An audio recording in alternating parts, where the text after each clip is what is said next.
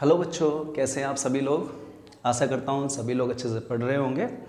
अच्छा बच्चों, जैसा कि आप सभी को पता है कि हम लोग क्लास 6 की एनसीईआरटी का पहला चैप्टर सौरमंडल में पृथ्वी का पहला पार्ट कंप्लीट कर चुके हैं। उसी सीरीज में आज हम लोग दूसरा पार्ट कंप्लीट करने जा रहे हैं। तो मेरी बस आपसे इतनी विनती है, क्योंकि ये फाइनल पार्ट है, तो प्लीज़ इस पार्ट को ध्यान से सुनिएगा और कोशिश करिएगा कि मैं समझाना क्या चाह रहा हूँ। अंत में जो क्वेश्चन आएंगे, अगर आप उनको सॉल्व करते हैं तो मैं इस चीज़ की श्योरिटी दे रहा हूँ कि आप लोग इतने डेवलप्ड हो जाएंगे कि इसके बाद जो भी चैप्टर या लेसन्स मैं करवाऊँगा, आप लोग समझ जाएंगे कि हाँ पढ़ना क्या होता है और किस तरीके से उसको टैकल किया जाएगा। ओके, चलिए आइए।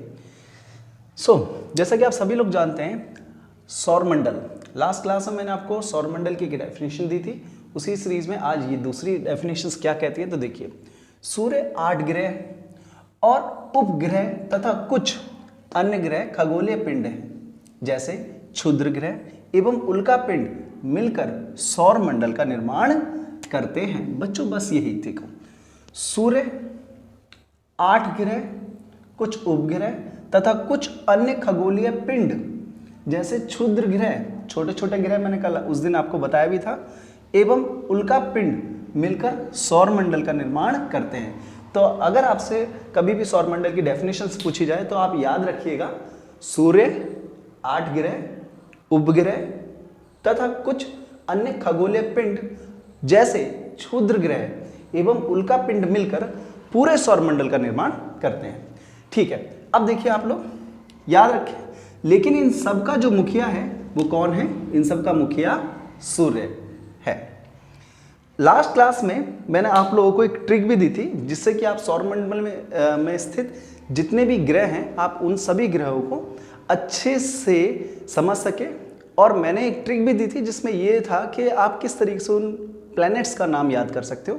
तो बच्चों देखो, वो ट्रिक कुछ यूं है, मेरा वॉल्यूम इतना, मैं जिसे सोचूं उसे नचाऊं। बस जब भी आपसे कोई भी ये क्वेश्चन पूछे कि सौरमंडल में उपस्थित जितने भी ग्रह हैं उनके क्या नाम हैं और उनको कैसे आप बताएंगे, तो देखिए आप बस ये ट्रिक याद रखिएगा, क्योंकि मुझे पता है कई बच्चे कंफ्यूज रहते हैं, या कुछ बच्चे होते हैं समझदार, एक बार में याद कर लेते हैं, लेकिन कुछ बच्चे बेचारे जो सही से नहीं याद कर पाते हैं, जो थोड़ा माइंड लेवल उनका कमजोर होता है, लेकिन वो कोशिश करते हैं तो हो जाता है। तो देखिए उन्हीं बच्चों के लिए, तो देखिए, मेरा मतलब mercury, M for mercury, volume मतलब वीनस, V फॉर वीनस, इतना मतलब अर्थ, E फॉर अर्थ, मैं मतलब मार्स, M फॉर मार्स, जिसे मतलब जुपिटर, J फॉर जुपिटर, सोचूं, S फॉर सैटर्न, उसे means Uranus, U for Uranus, नचाऊं, नेपच्यून, N फॉर नेपच्यून। बच्चों आप लोगों को यह भी याद होना चाहिए कि इसी सीरीज में यदि आप पूरा सौरमंडल का डायमेंशन देखेंगे तो आप देखेंगे कि पहले मरकरी है, फिर वीनस है सूर्य के बाद, ठीक है, सूर्य के बाद मरकरी है, फिर वीनस है, फिर अर्थ है, मार्स है, जुपिटर है, सैटर्न है, यूरेनस है और नेपच्यून है। ठीक है बच्चों, तो आप लोगों को ये चीज ध्यान रखना है, और इसकी एक बार नहीं 2-3 बार अगर आप अपने मन में रिवाइजन कर लेंगे, इसको पढ़ लेंगे, ठीक है, तो ये अच्छे से याद हो जाएगी। फिर मुझे पता है कि फिर आप कभी नहीं भूलने वाले, जब तक भी आप पढ़ाई से कनेक्ट रहेंगे। ठीक है, फिर एक चीज और, जो एक ये ना जनरल नॉलेज से रिलेटेड है, ये इसलिए जनरल नॉलेज से भी है क्योंकि कई बार बच्चों से पूछ लिया जाता है, इसलिए मैंने ये बताना सही समझा। देखो बच्चों, जियोलॉजी, जियोमेट्री, जियोआइड्स, ये है क्या? तो देखिए बेटा, जब भी आप जियोलॉजी शब्द सुने तो समझ जाना, जियोलॉजी का मतलब होता है पृथ्वी का अध्ययन करना।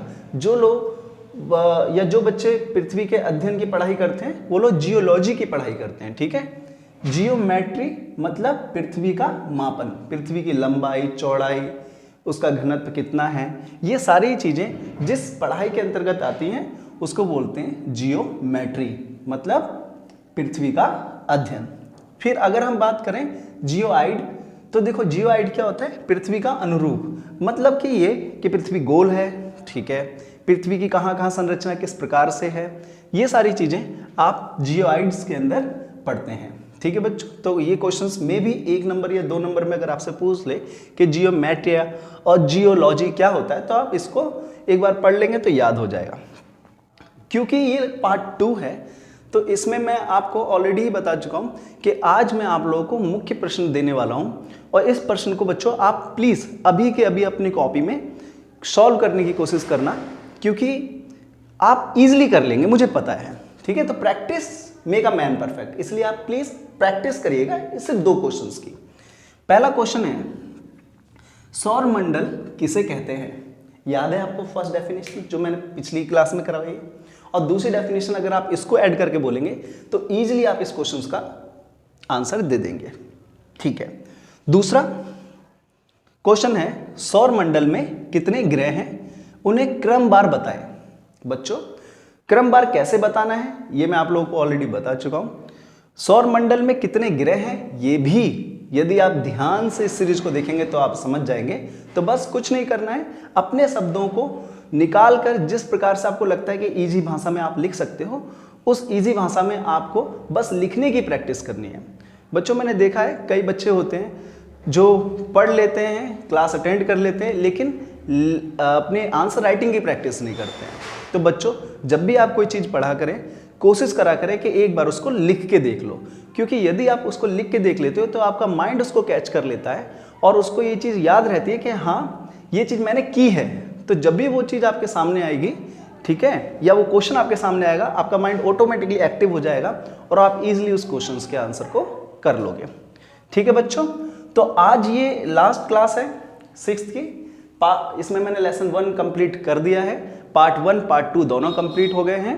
ठीक है, यदि आपने पार्ट 1 नहीं देखा है तो पहले पार्ट 1 देख लीजिए, फिर उसके बाद पार्ट 2 आपको इजीली समझ आ जाएगा। ठीक है, बस इसी के बाद मैं अब 7th 8th 9th 11th 12th की सीरीज इसी प्रकार से लेता आऊँगा। ठीक है, आप लोग बस अपना प्यार और सपोर्ट बनाए रखिए। नमस्ते।